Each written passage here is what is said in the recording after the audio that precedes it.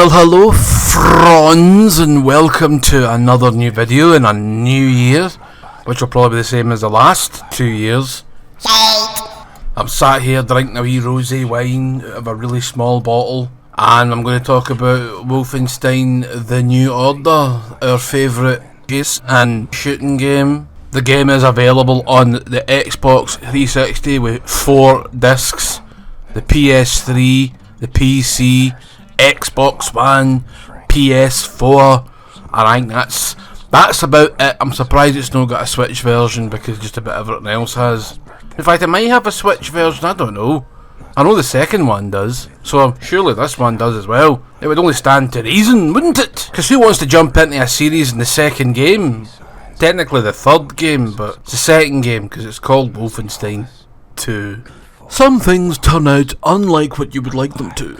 A wee bit of philosophy from Craig's FM, motherfucker. Right, back on with the show. Wolfenstein The New Order was a reboot of Wolfenstein 3D and previously Wolfenstein on the Xbox 360 and PS3 and PC, made by Raven Software. It was panned, but I quite liked it, and it had a mere supernatural edge. Sadly for me, reviewing that's going to be a pain in a complete utter jobby hole, so I might not bother my holio. I'd need to fucking, put my camera from my phone in front of the TV again and hit record and do all that shit. Did it with Max Payne 3, didn't like it. I don't like doing it, but, sometimes needs must. Needs must as the jobby shucks. Nazi scum.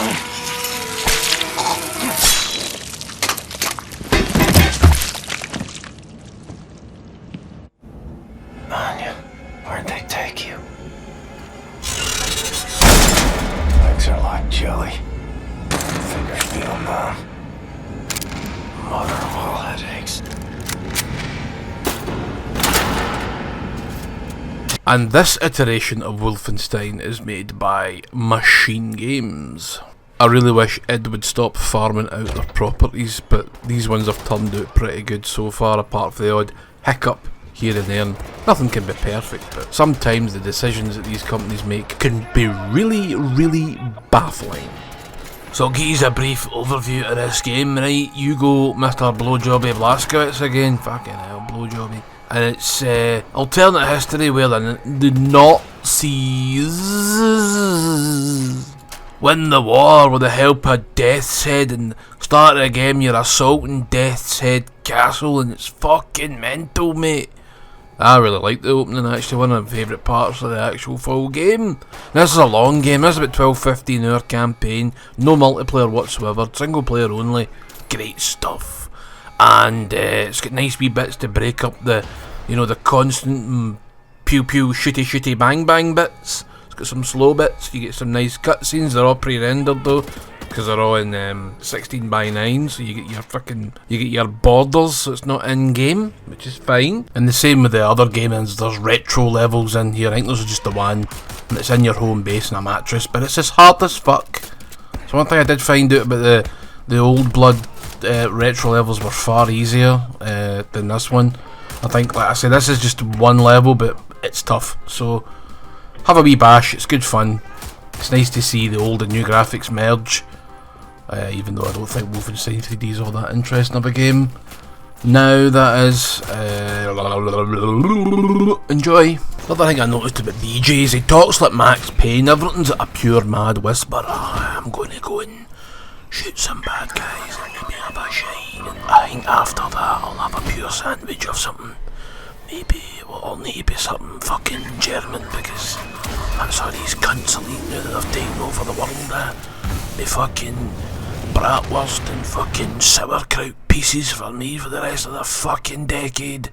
Pure mad cunts. He speaks like that like the whole game. It's cool, it's Max Payne as fuck, mate. I like it. Big stoic cornflake pack chin walloper that he is. But you start out in a mad hospital because he's been injured, as you've just seen in that fucking intro, right? And it's like he gets scalped in the head with a bit of shrapnel metal type shit, and it has a lovely wee scar, and he's this pure, I don't know what to say, comatose, fucking catatonic big shite, and then all of a sudden these Nazi pricks burst in and kill everybody apart from one person, and then suddenly he's alright again, and then he just starts getting off his nut the rest of the game, killing everybody.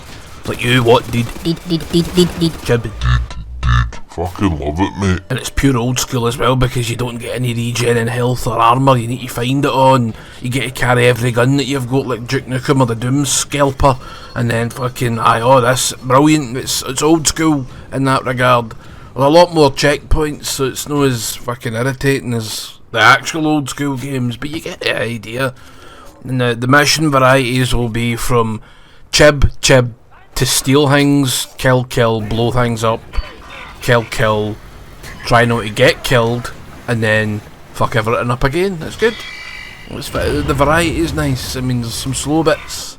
But you go to a prison, you need to free some prisoners. What else would you be doing there? Making sure the chicken feed's alright? Good.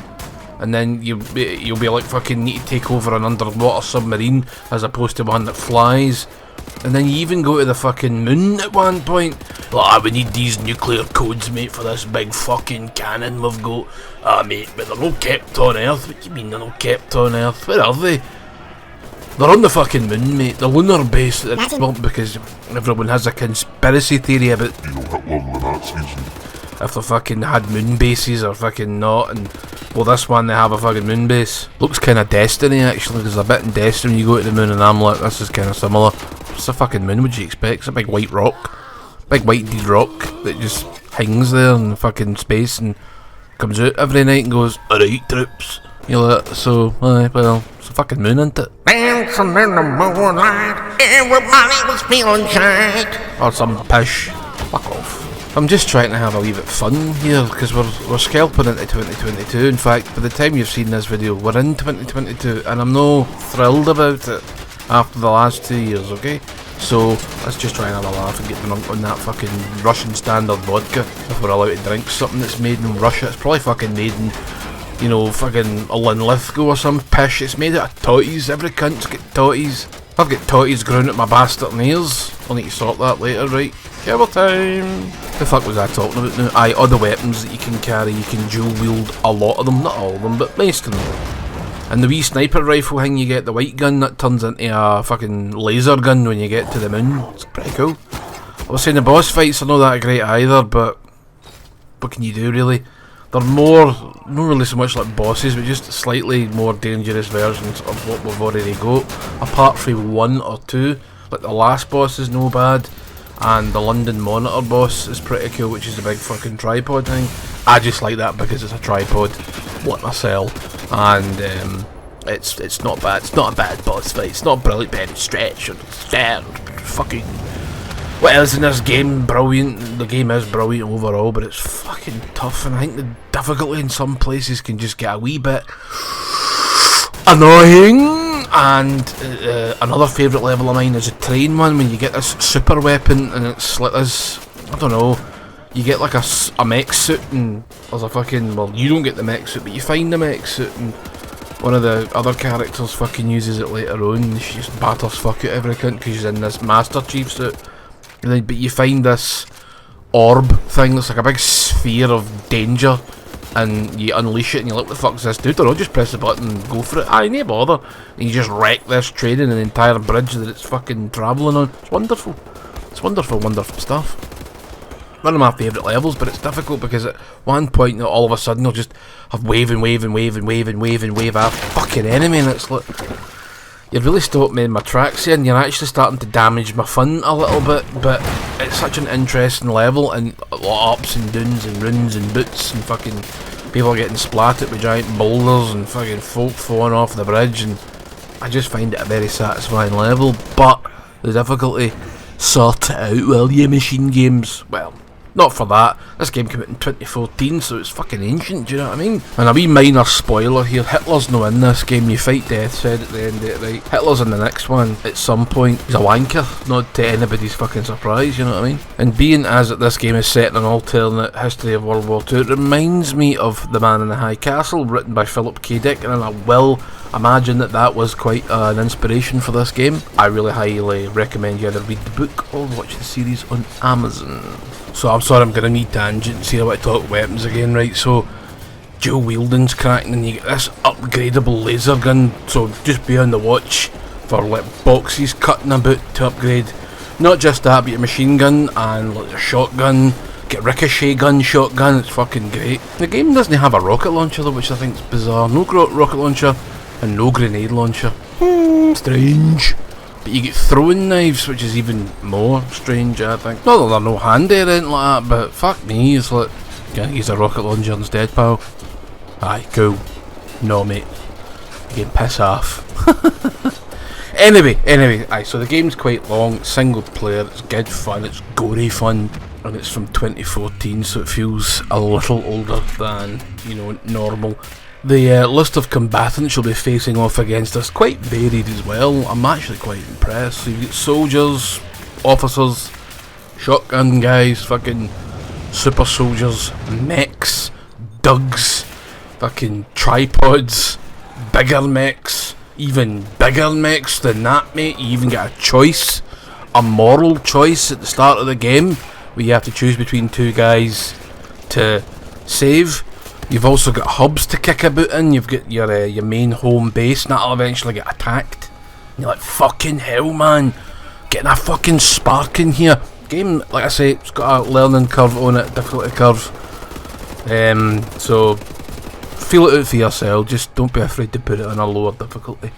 Play the game how you want to play it, not how people expect you to. Fuck them, okay? In the bum cheeks. Right on that brown bullseye, baby. Mwah. Anyway, rambled on enough, pish. Highly recommend this game. Go get it. Good night. Hey, battery! Give me the battery! Hey! Blazkowicz! Give me the battery! Now!